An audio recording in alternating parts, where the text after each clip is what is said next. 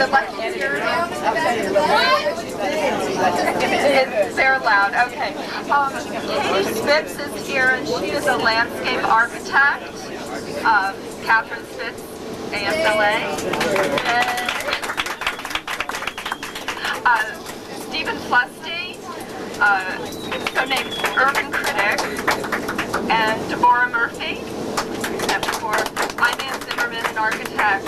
And also, there are plenty of people on this bus who I think on sort of an ad hoc basis, we're going to ask them to talk about some things as we're going by. So we're going to have fun. No? We're waiting for the supervisor, logistical. Antonio Villaraigosa, who was on the panel yesterday, arranged for us to get these buses for free. Antonio, and the supervisor who's here, his name is Jeffrey Amer, and our lady who's in charge of the operations section. Excuse me? For the past several years, and I think all along in this tour you can contrast. For the last 7 years, he gets the safety department, the fire department, and has the famous, this is a building right here on your right, this China Venice restaurant.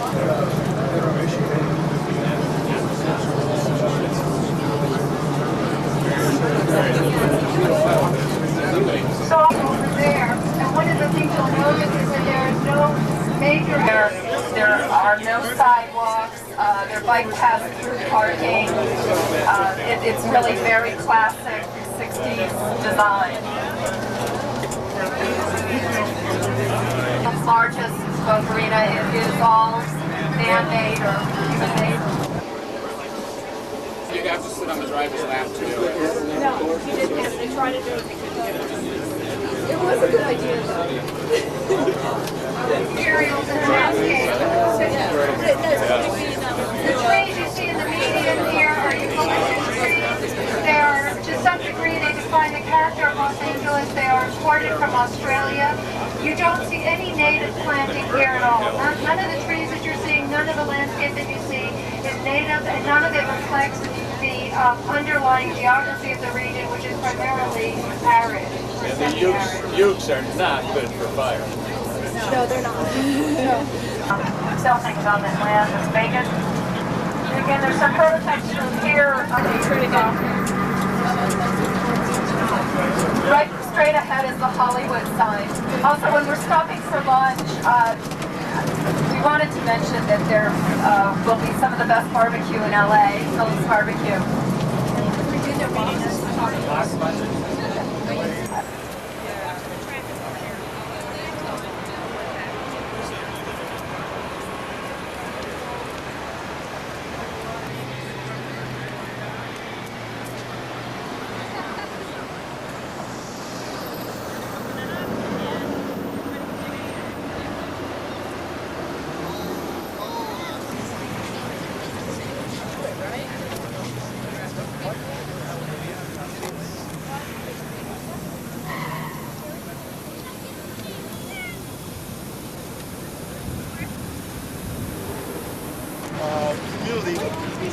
Part of the Crenshaw West Adams Baldwin Hills community plan area. Maybe you should give him one of the microphones. He doesn't want to use it. Oh, he doesn't want we don't want the microphone. I mean, you can't hear me, is that it? Well, now I can. Okay. How about that? Well, let's get close. As Deborah was telling you, yes, I am a part of, I'm with a group within the planning department called the South Central Southeast Task Force. It's a task force that's trying to look at how can we apply our planning resources to inner city communities to perspective and to change positively to improve the quality of life for our inner city residents. Of course, you may know Leimert Park does not have the typical, stereotypical characteristics of the inner city community, but yet still it is considered part of South Central. It is a place that we thought that we could have a victory. We think it's very important in the process of trying to develop some kind of revitalization momentum, as it were. As a result of April 1992, there's been a lot of activity within the inner city, and ours just happens to be one of those activities. One thing that we, in terms of the task force, it seems to us is that we, meaning our profession, planning, we don't do very well in revitalizing inner city communities. I think we operate from a premise that essentially don't work. And that is what we need to do is to replace, and the upshot, I think, of our strategies, our redevelopment agencies and our planning departments around the country in these communities. I think we operate from a strategy that fundamentally says that what we have to do is somehow replace, and we may not say it consciously, we may not mean to do that, but ultimately what happens, it seems to us, is that the people who kind of live in these communities are pretty much replaced. What we need to do is somehow create a situation whereby a developer will come in and develop. And then what happens with that, it seems to me, is that people who live in those communities always feel kind of left out. We don't have to talk about, you know about the appreciation and the kind of, that happens when rents are raised, and what that means in terms of creating the kind of bad feelings on the part of the community, and it also makes people locally feel like they can't participate in the revitalization process. Unfortunately, that's basically what we've been doing. It's a critique that we at the task force have had for a long time, and we felt that this Leimert Park would give us an opportunity to develop something of a strategy, essentially to operationalize what we've come to understand and to realize a different kind of approach to economic development. We had in this building right here, the new little restaurant here, we had what is called, you guys use charrette. We didn't use the term charrette because we didn't think that was accessible to the community. So what we had, we called a community design workshop using the AIA rubric kind of strategy. And you know that only too well in terms of interviewing. We put a volunteer team together, relying heavily on the National Organization of Minority Architects as to put our team together, and had a 4-day workshop, essentially in that building, looking at trying to develop strategies, what we could do about revitalizing this area. We interviewed about 200 people of varying different segments of this community, business, residents, and so forth. From that, we have been in the process of refining that product that came out of that workshop and developing a very comprehensive implementable document. What we're doing that charrettes generally don't do is that we're not developing a document that we can give the politicians, that we can give the developers. We're developing a document that the community, with the Leimert Park Revitalization Committee that we created, which consists of those players in this community, can take forth and actually see to implementation. The document probably will be ready next month. Why it's taking us so long is because we're doing as much as we're costing up new construction. We're trying to figure out how can we, in fact, what can we get the money, and what's the possibility, in fact, of having pavement and streetscape. We're working with the Olmsted group nationally. This park right here in the 20s was developed by the Olmsted and Olmsted, and Olmsted has developed this national movement in restoring Olmsted's parks. We're working with that group to look at restoring this park to something very similar to its original within the current context that's being used today. Leimert Park is very popular and very important to the African American community. Now what has come out of our process has been very interesting. As you can see, this place is very, very popular and very busy during the weekend. It's emerged over the last few years as something of an oasis for African American cultural organizations. One of the things that's come out is that merchants on the street, Degnan, has essentially treated us like they treat most redevelopment processes, with a great deal of suspicion and concern. And we try hard to try to demonstrate, no, we're different. The merchants have said, well, what you guys are going to do, you're going to raise rents, and we're going to be kicked out, and this always happens to us. And we've been having to deal with that. In the process, this area has become a part of the redevelopment area, and now we have to contend with CRA, so we're beginning to negotiate with them. We have a new mayor, and the new mayor and we have a new council person. in the interim since we started our process. So what we've been, so unbeknownst to us, we didn't know that we would have to deal with the politics of all of this and hold our community together and have some, and be at the table in terms of put forth a real strategy. What are we talking about in terms of strategy? And why do we spend so much time? Well, I don't know if you know Southern California, but we have 3rd Street Promenade in Santa Monica. It's very, very popular, very successful. We spend a lot of time meeting and talking to 3rd Street Promenade people, Bayside, who essentially is a nonprofit management corporation, and try to learn some of their experiences. Old Town Pasadena in this city is very, very popular. And we've spent a lot of time meeting with the Old Town Pasadena planners, again, to try to learn from their experiences in terms of what resources they draw upon and where they get the money from and so forth. Glendale, the exchange in Glendale, hasn't met the kind of success that these two previous areas, but nevertheless have a very, very nice space. And I think as soon as the economy kind of turns around a little bit, it will take off real soon. And we've met with Glendale planners to again understand how they did what they did and what resources they used. In our implementation strategy, I used to give you an outline of the kind of things that we're going to be talking about. We're going to be advancing in our document. We're projecting infill structures. Our document will cost those structures out. We're projecting a streetscape treatment, and we've tried to identify public works resources and resources whereby that can happen. We're talking about developing a nonprofit management corporation that will essentially help manage and market the Leimert Park Village. I think that's important to maintain quality over time. It's not good enough, and I think it's not a good idea just to realize revitalization without ensuring that it's going to be a quality area for we're talking about developing a very, very strong business support mechanism whereby we can work with the local merchants. We've been talking to a number of small business support organizations to come in and commit themselves their resources to helping us work with the local merchants in terms of small business loans, in terms of marketing, cash management support, whatever we need to do to help them absorb the rents. We know that rents will go up. It's inevitable. It's the market.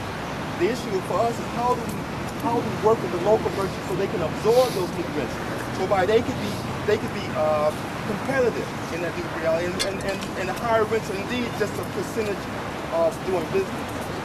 Those are the kind of things in terms of general outline that we've been staking out in terms of implementation strategy. Again, it's been a long, long process for us. We've learned a lot. I think our initial premise, has held up quite well.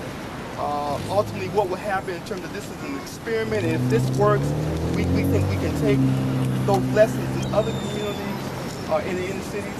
We've designed this Crenshaw area is a part of a specific plan, whereby Leimert Park has been included within that specific plan. Our group wrote the design guidelines for Leimert Park. So a lot of the signs you see here, hopefully in a couple of years won't be there. A lot of the uses that you see that may be incompatible and hopefully will be different and upgraded. And also you should note that the Crenshaw corridor is also a corridor that's up for a possible light rail, either above grade or below grade, but not sure. Our plans project a possible station at this little island here where this gas station is. And that means that we've been able to work with MTA, and we're looking at MTA as possible resources. There are a lot of resources that's being brought to bear in this community. The issue is how can those resources be coordinated and somewhat be focused, whereby ultimately the community wins. The people who work and live here will be the primary beneficiaries rather than some developer in Redondo Beach. City and engaging in these kinds of processes in the community. So I'm gonna put, this is just a lot more to say. We could probably talk about and one aspect you should know, LA Conservancy and the trust has been a very, very principal participant, because we're looking at developing maintaining the cultural and design integrity of the buildings. Again, this whole area was a planned development area by the Olmsted and Olmsted. And we have a great deal of reverence to that. We want to protect them in the context of the current uses. I'm going to defer to Brian Lewis with the LA Conservancy and let him continue talk about some aspects of Thanks. Thank you. I guess the thing about the Earth is a planned community. The problem with why it works. This is an early picture, 1929, and it shows Los Angeles. And you can see that this square was not developed at the time, but largely around it to the east, it was developed. There were some houses to the west, and you'll see this is Baldwin Hills. What's the date of that again? This is 1930. 1930. It's incredible. And of course, you can really see the water coming through. yeah, there's a golf. It was developed in 2 stages. This being the first stage up to Santa Barbara, and then the second stage, which is now Martin Luther King Boulevard, was later. And you see the difference in the housing stock. And they then became more colonial revival. The lots became bigger. The houses became a little more individualized. And the Olmsteds were responsible for they were brought in after the initial planning to do the park and the later section.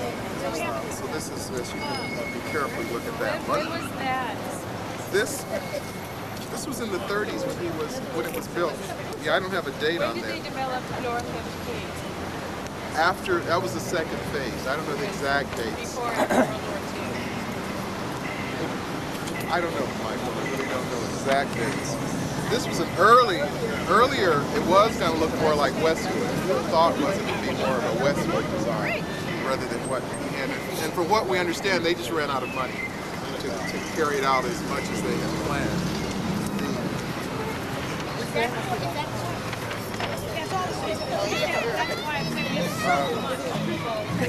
Here's some of the later houses.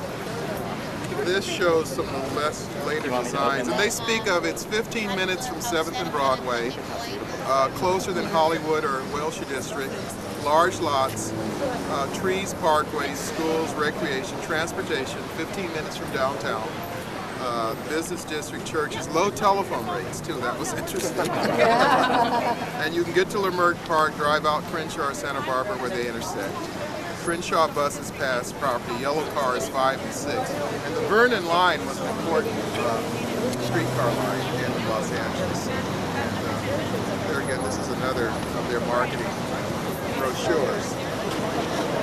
Also the Leimerts, this one, the city, and other areas in terms of a planned development. And this is the 1930 Los Angeles Annual Small Homes Exposition, and this did suffer, I'm sorry to say. But if you look at these, you can see how similar. We have slides. An Audubon was built then. It was, I kind of look around here. The school was built, and then it was after the earthquake, which one, the 80s?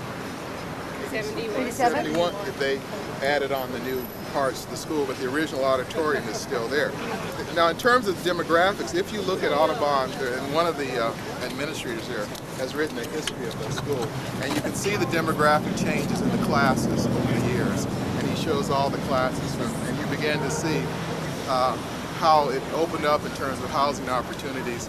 Early on in the 50s, families were moving in there, and I was just talking, you know Michael Greenfield at the Watts Center? The new director of the Watts Cultural Art. He was saying how Dorothy Dandridge lived here, the Nicholas brothers lived here, and anybody who was anybody would migrate toward Leimert Park as a new housing opportunity, and especially the larger houses on Hepburn Avenue and Olmsted. That those have much larger homes. I hope you can see to tour that area. And so it became a place to live, a desirable place to live in the 50s. And again, this is reflected. And I think there are, I would argue, and Michael, you may or may agree, I think as the people who replaced the original owners were maybe a little more professional than the people yeah, it was a little more, say, middle class. Like lower middle class or working class Anglo.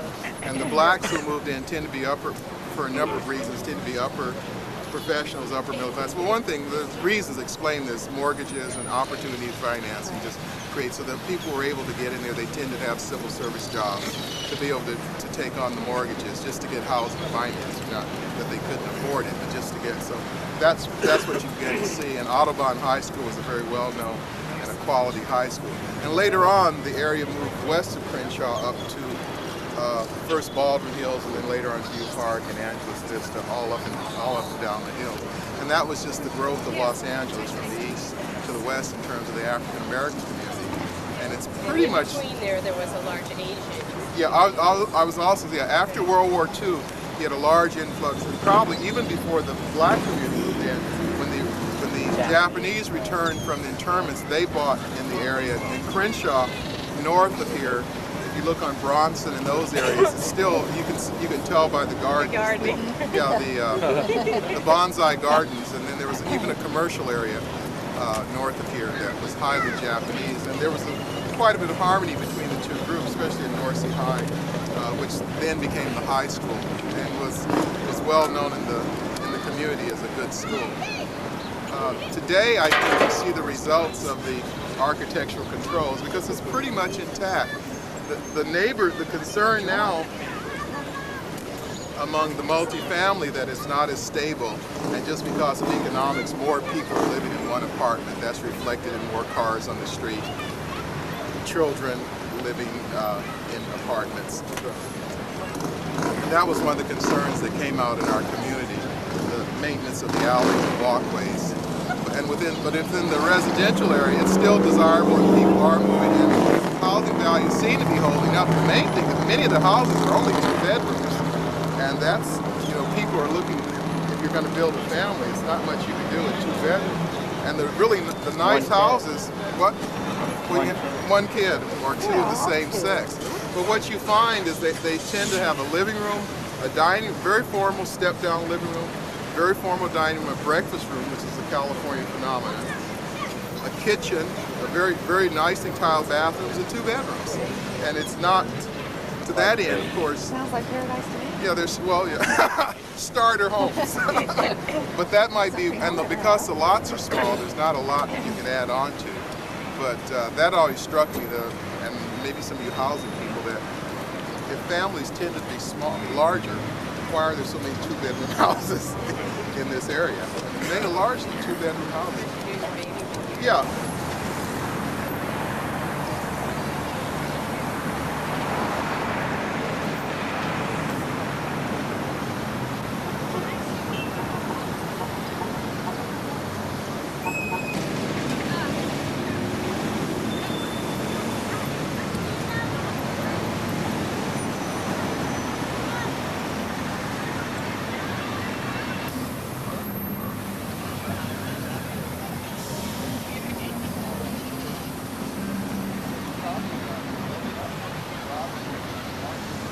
Really fast.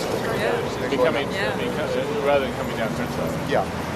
Going all the way out to Santa Monica. So that's a change. That's why. Not in here. This is all built out in here. This is where Starker comes. Starker goes like.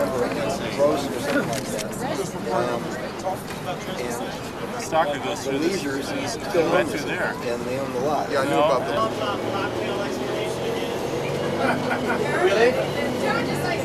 Some great views of them. A magnet store here that's been closed for about 5 or 6 years. When they combined with Bullock's, they closed that store because they had to close the Wilshire store. We also have the younger station here at Vermont Avenue, very large. MTA owns this entire block. Real opportunity for joint development on that property.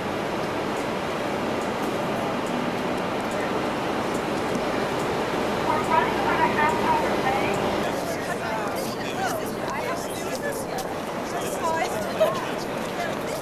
Well, they're showing it in a way. Last time we were here. This is the earthquake wall. Just occurred to build it in. I think it's real precious. I think they're gonna have to.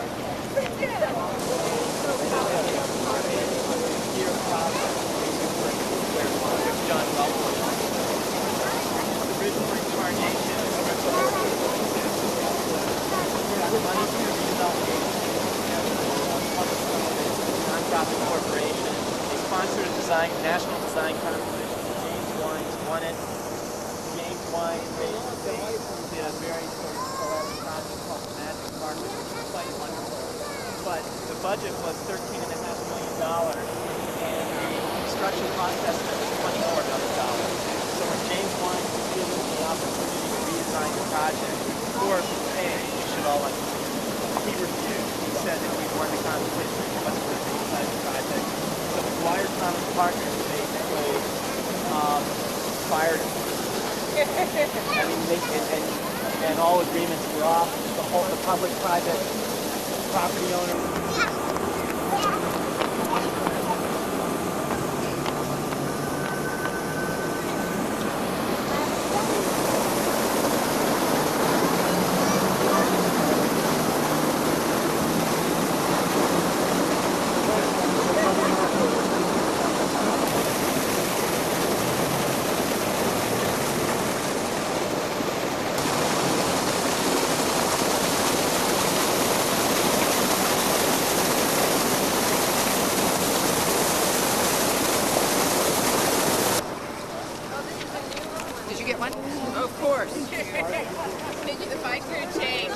Okay, before the group starts to dissipate, let me bring you all over here for a minute. I'm here with Miriam Simmons from the MTA. My name is Lupe, Valdez, also with the MTA. You probably had I know, a last night event that had one of our bosses, Judy Wilson, the chief executive, well, one of the executive officers of planning and programming, at least for the MTA. What we want to do today was give you just a quick update of what's happened. Obviously, we just opened this park less than 2 weeks ago, and this has been one of the areas that, for Los Angeles, they really wanted to change in terms of the flavor of and in terms of the park and the community of having very limited landscaped areas. Both myself and Miriam work for the MTA in terms of planning and programming. I'm in charge of public affairs. She specifically deals with the west side of Los Angeles. She's going to talk a little bit about joint development in terms of from the planning side. I wanted to see if you had any right now questions or things that you've seen or areas. Some of the handouts that you're getting today, people told me they were interested to find out about what we were doing on the new technology front. And so one of the handouts tells you all the new things that we have in terms of innovations for new technology. Clean air, lighter weight buses, something called a stealth bus, using the stealth airplane material to make it lighter so that you don't use that many fuels when you're running a bus. We're looking at battery type of buses, and we're looking at other fuel cell technologies. So that's what you're receiving probably a lot of in this booklet to give you an idea of LA.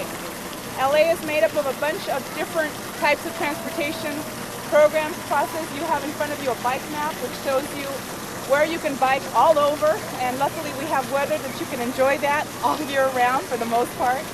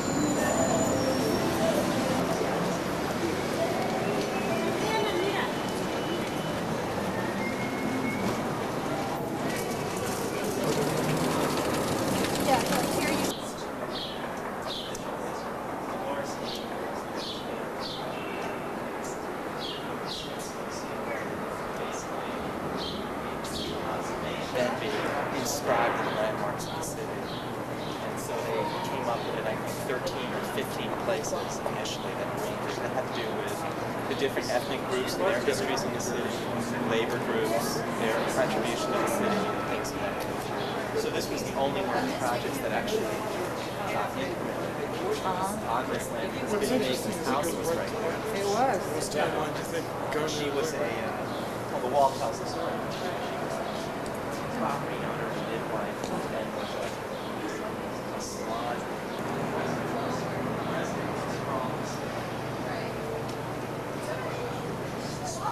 No, there were no incidents. You see, this. Yeah, you see 133 there.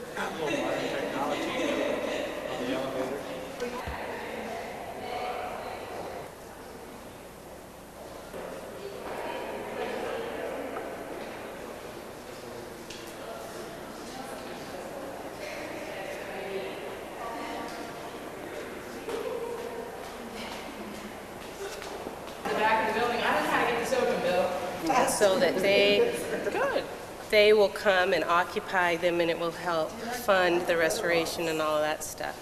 So that's the